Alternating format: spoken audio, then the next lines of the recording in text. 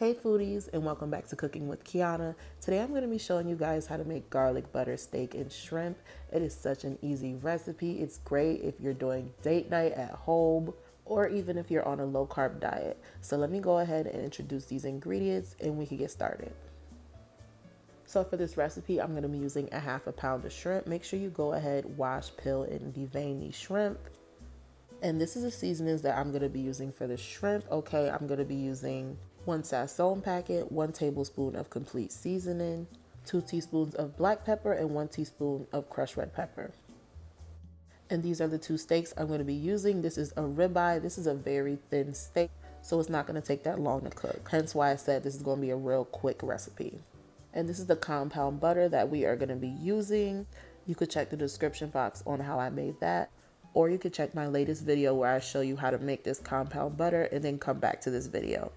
Alright, so you just want to go ahead and wash and pat dry that steak. After you are done, drizzle about 2 tablespoons of olive oil over that steak and just give that a nice rub. Make sure you hit the front and the back.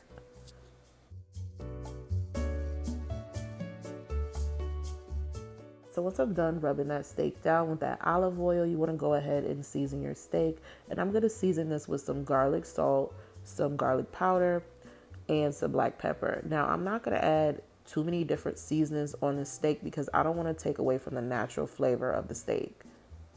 But I am going to add a generous amount of seasoning.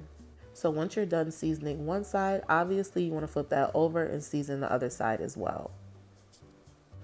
One thing you don't want is no bland steak. We do not do that over here. Right, so let's move over to the shrimp. We're just going to go ahead and take that seasoning mix that all together. And we're just going to go ahead and pour that over our shrimp. And then we're going to go in with our hands and give that a good mix. And once that is well mixed, it is time to sear our steak. On medium-high heat, you just want to go in and add in those steaks. Add in both of those. And they're going to cook for about maybe 2 to 3 minutes on each side. Do not overcook these because it's going to be really dry. And that is not what you want when you're making steak. So now that we have flipped that over, we're going to go ahead and add in 2 slices of compound butter on each side. Add some compound butter to the sides of the pan as well. Let that melt and then quickly remove that. And then we're going to add in those shrimps. And those aren't going to take no more than 2 minutes on each side. But let me tell you, that shrimp is going to have a lot of flavor from that garlic compound butter melted in with the steak. Once they start to look like this, they have a nice, beautiful sear on those. Go ahead and remove those shrimps. And then we're going to save all of the butter that is in the pan because we're going to be using that in a few seconds. Now let's go ahead and plate this. So we're just going to go ahead and add in those steaks. Add a couple of shrimps on the side. Then we're going to drizzle all of that garlic butter sauce from our pan onto the steak just to make it extra juicy. Now let's go ahead and cut into this so you guys could just see what the inside looks like. As you can see, that steak is super juicy and it's well done. So anybody who thinks that you can't have a well done steak without it being dry, you guys definitely need to try this recipe.